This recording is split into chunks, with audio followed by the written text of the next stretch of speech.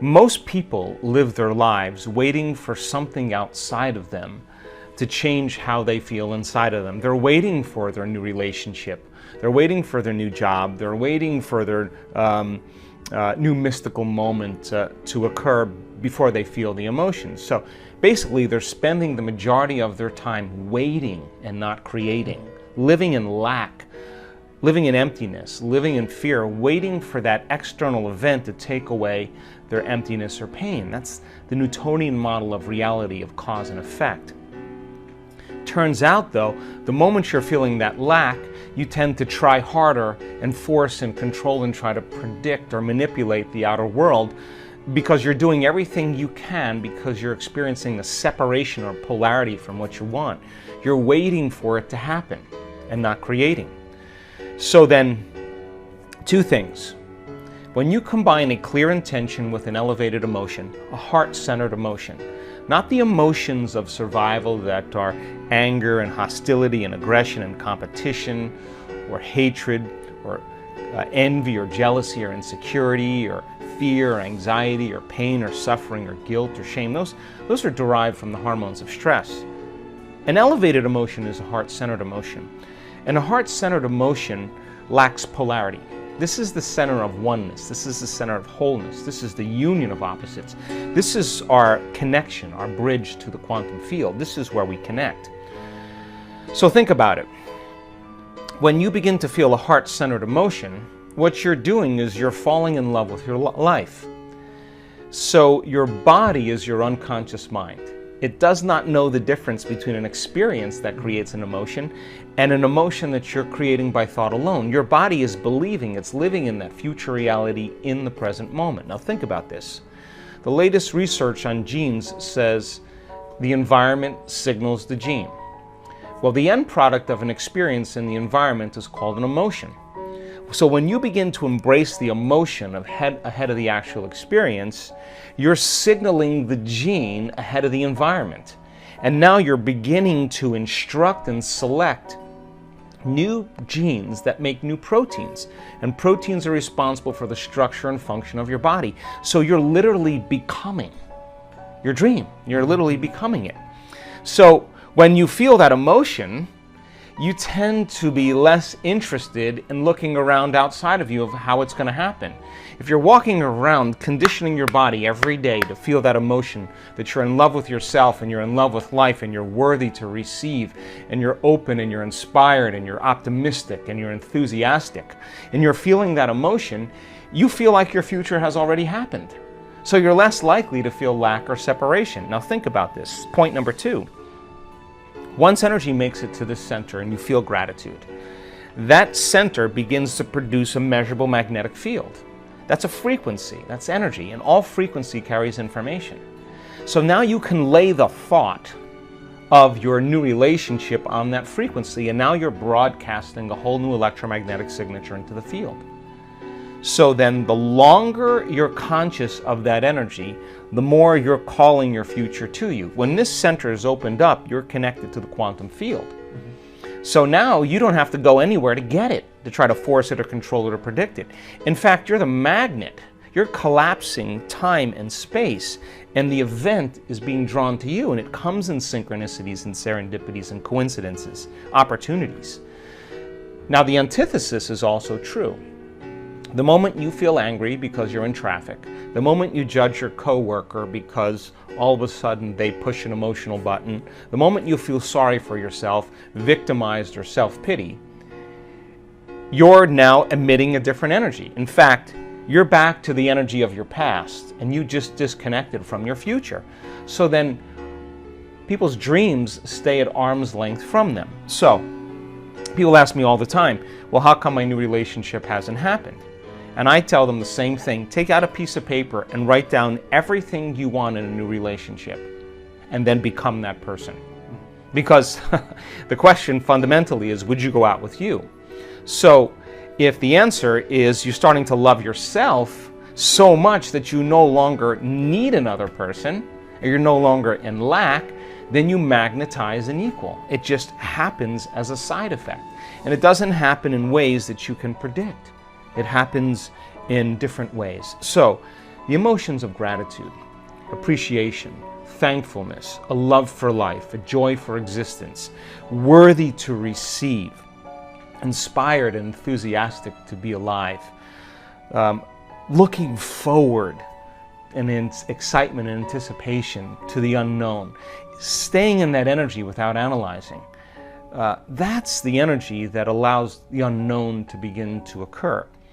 So what you're doing is you're teaching your body emotionally what that future feels like. And when you're in a state of gratitude, you're in the perfect state to receive the fruits of your efforts. One of the things that I've learned in the last 5 years is that so much of our programming, so much of our unconscious mind is rooted in the body. And people store traumas, shocks, crisis, past experiences that are strong emotional charges. They store those in the body because every time we remember the experience, we're producing the same chemistry in the brain and body as if it's happening. So the body actually becomes conditioned into the past. And so the body in its resistance is clinging to the known and the familiar, even though we want our future to begin to change. So if you understand then that you can't think greater than how you feel when you're addicted to certain emotions, or when you've been thinking and feeling in the same cycles and feeling and thinking that you condition your body to become the mind of that emotion, then when feelings become the means of thinking, then for the most part people are thinking in the past. So the body is struggling because it's clinging to the known, because it doesn't trust the unknown. And so some people would rather hold on to their suffering or their pain than take a chance in possibility. There's nothing wrong with that. It's just becoming conscious of the process. And so when people begin to do this work, the first thing we teach them is about that elegant, generous present moment. And when you're truly in the present moment and you're totally focused, something amazing happens. You forget that you have a body. You forget about the people in your life. You forget about the things you own, your cell phone, your computer, your car, your home. You forget about where you're sitting, where you need to be, what place you have to go to, and you forget about time in and of itself. You take your attention off of time. And in that moment, you become pure consciousness. Now that is the elegant, generous present moment. And when you are truly in the present moment, that intelligence that lives within you and all around you is always present. It's always paying attention. And that's the moment there's an alignment between the subjective consciousness that's free-willed and the objective consciousness of the quantum field. You're looking right in the mirror. So then, in order for us to heal our bodies, we have to get beyond our bodies. In order for us to change some aspect of our identity or personality, we have to literally forget about ourselves. In order for us to change some problem or condition in our life, we have to forget about our present life and forget about the predictable future or the familiar past. And so you can only talk around this concept. But for a person who struggles with creating joy when they feel so much pain, and that they're working on trying to fake it until they make it, my advice is very simple. Work on getting beyond yourself. Now, there have been so many people in this work that have struggled and analyzed and tried to get beyond themselves and then tried to fake it and did all those things until they finally just followed the instructions and became nobody, no one, no thing, nowhere, and no time. Once you're that pure consciousness, the next question is, as consciousness, can you begin to put your attention on that field? Can you begin to pay attention to it? To begin to become aware of it, to become more aware of it, to experience it, to feel it, to stay connected to it moment after moment after moment. Now, just because you can't see something doesn't mean it doesn't exist. So as your consciousness begins to become aware of the consciousness of the quantum field, and you're experiencing less separation. Remember, separation is three-dimensional reality. My senses fool me into believing you're over there and I'm over here and there's time and space between us. Three-dimensional reality. But as you begin to become pure consciousness, you begin to experience less separation. As you begin to put your attention on that field and stay present with it, that infinite space, and tune into it, and begin to become more aware of greater degrees of oneness and wholeness, the signature of that unified field, that energy that is organizing everything material, is intelligent love. It is very organized energy that we can only describe as love, but not like chemical love you have for your dog or your kids or your partner, but it's electric. It is so, it's the most familiar, unfamiliar feeling you'll ever have. It enlivens us. It is the very life force. It is the glue that's holding everything together. So then the moment you put your attention on it and you begin to connect to it, where you place your attention is where you place your energy. You're investing your attention and energy into that field, and you'll begin to experience greater and greater degrees of oneness and wholeness and begin to feel more love. And now you don't have to try, because the energy from these centers moves right into the heart. We've measured this thousands of times. And the person then is being baptized by the divine. And all of the struggles, all of the effort, all of the analysis, all of the bad meditations, all of the good meditations, all of the quitting, all of the complaining is worth it. Because that moment you run into it, it is the most amazing feeling you'll ever have. So I'm not asking people then to create a fake feeling just to pretend that they're there. I'm asking them to become passionate. And when they're in that field and they're no longer encumbered by their body, now they can think greater than how they feel. They're not connected to matter and anything material. They're connected to this field. I'm starting to realize how conditioned we are into believing how limited we are. And as you start peeling those layers away and you break through those beliefs, those self-limiting thoughts and emotions, on the other side of that is where the miraculous happens. So you got to be willing to be in that place of discomfort long enough to reorganize order and begin to create more coherence. And then all of a sudden you get this recalibration that goes on in the brain and body. And then the extent of that is that the ultimate thing is you start to see feedback in your life, those synchronicities, those coincidences, those opportunities. You're scratching your head going, everything's falling into place. Hey, I'm in the right place at the right time. Everything I think about just comes to me. Because your energy is synchronized. Look, I mean, when you have coherence in the brain and heart, you have a laser of energy, and it could read information much better. You're living in stress, and your brain is shifting its attention from one person to another problem, to another thing, to another place to go. Each one of those things, there's an assignment of neurological networks in the brain. So the arousal of the stress hormones drives the brain into this high frequency, and you're trying to control and predict everything in your life. And your brain circuits are firing like a lightning storm in the clouds. When your brain's incoherent, you're incoherent, and you don't have a signal. You don't have a Wi-Fi signal. You're not connected to the field. How could you connect to energy and information if your signal hasn't become orderly? So that when people synchronize their energy into coherence, they can synchronize to a possibility in the future. And the synchronicities that are feedback from the environment are just a reflection of your energy. And that's the universe saying, follow the breadcrumbs, do it again, follow it again, do it again. And now all of a sudden the person's not waking up in the morning like, oh, I'm gonna meditate now to create my future. They're kind of going like, I'm getting out of bed because I don't want the magic to end, right? They want to sustain that state so that the old reality that they've lived in begins to transform into something new, and because there's no longer a vibrational match with everyone and everything in their past, present reality, there's a vibrational match to their future, and now that future is starting to give them signals. Thoughts, to me, produce an electrical charge in the quantum field, and feelings produce a magnetic charge in the quantum field. And how you think and how you feel broadcasts an electromagnetic signature that influences every single atom in your life. The thought sends the signal out. Now think about this.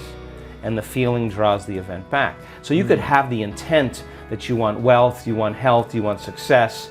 That's your intent, that's your thought. But if you're waiting for the experience to happen to feel it, then you're not drawing the experience to you because you're not feeling the emotion, right?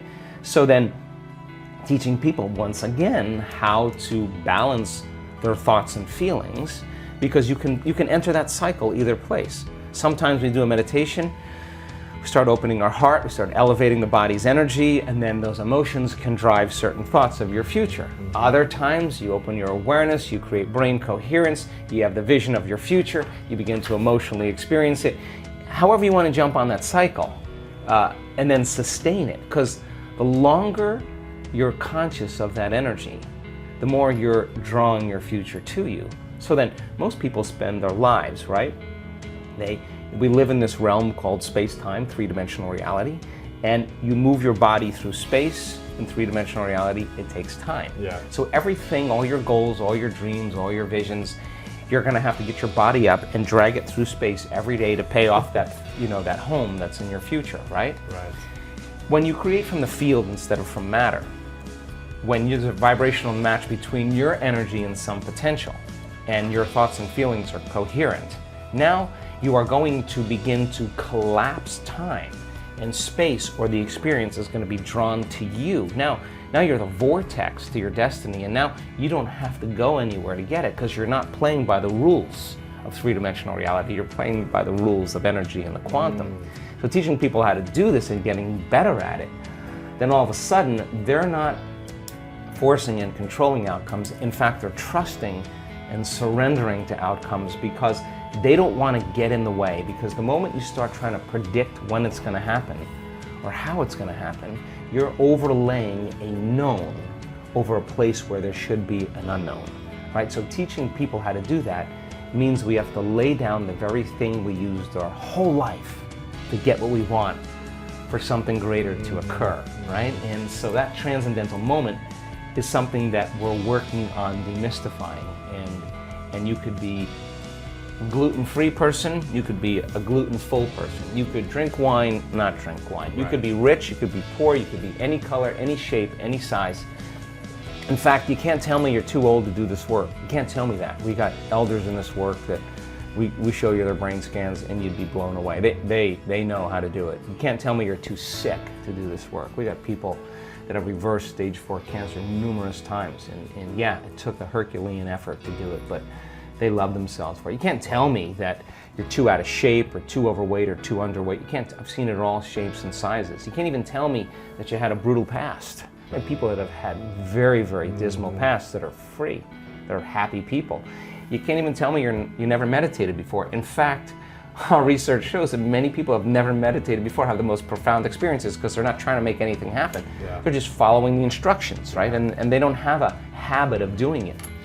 So we don't want to exclude anybody in the process. We want to include everybody. So it turns out that our events tend to draw a good portion of men because of the science. We have a lot of children now that are, teenagers that are coming, and people in their 20s. We have a great community of elders. We have, in our events, sometimes 63 different cultures coming to countries coming to our events, of between 50 and 65. So we want to make it so inclusive that community becomes the side effect, because with a community of like-minded, similar energy of people, everybody understands, they get one another. Because it's not matter that emits a field. That's the wrong way to think about it. It's the field that creates matter. You change the field, you change matter. It's not your job to change the tumor. The tumor's the illusion. It's the pattern in the field that has to be changed. So once people start reversing this, then you start seeing the tumors disappearing. You start seeing blind people seeing, deaf people hearing. You start seeing people with Parkinson's disease switch on. I mean, you start seeing stage 4 cancer is reversing, because now you're swimming upstream. You're going to the headwaters and making that change. So pushing the envelope and then seeing that in a community, when a community is synchronized towards the second half of a week-long event, I mean, as I said before we started the show, I'm more surprised than anybody when we witness some of these things. It's crazy. To me, consciousness is awareness. Awareness is paying attention and noticing. And so 95% of who we are by the time we're 35 years old is a set of unconscious automatic programs that we've just practiced so many times that we're not consciously thinking about those. So in order for you to change, to answer the initial question that you asked, the first step is you got to become conscious of your unconscious thoughts, and you got to start looking at those hardwired thoughts that you think every day, that are just circuits that have been fired and wired together. And all you want to do is observe the thought, because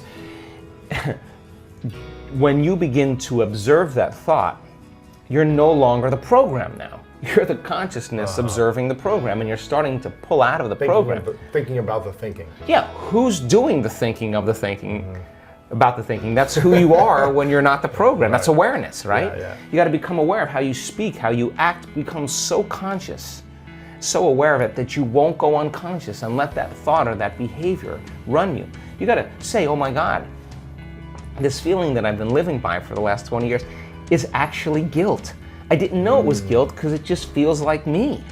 And all of a sudden, as you start becoming conscious of it, you're beginning to objectify your subjective self. You're pulling out of those programs, and nobody likes to do that because it's uncomfortable. They'd rather turn on their cell phone, start texting, get on the internet, watch TV to distract them from that moment. And that is what they have to move through in order to get to their own personal freedom. So the first step is becoming conscious, and meditation means to become familiar with, to become conscious of, to become so conscious of your unconscious self that you won't go unconscious to any thought, any behavior or emotion.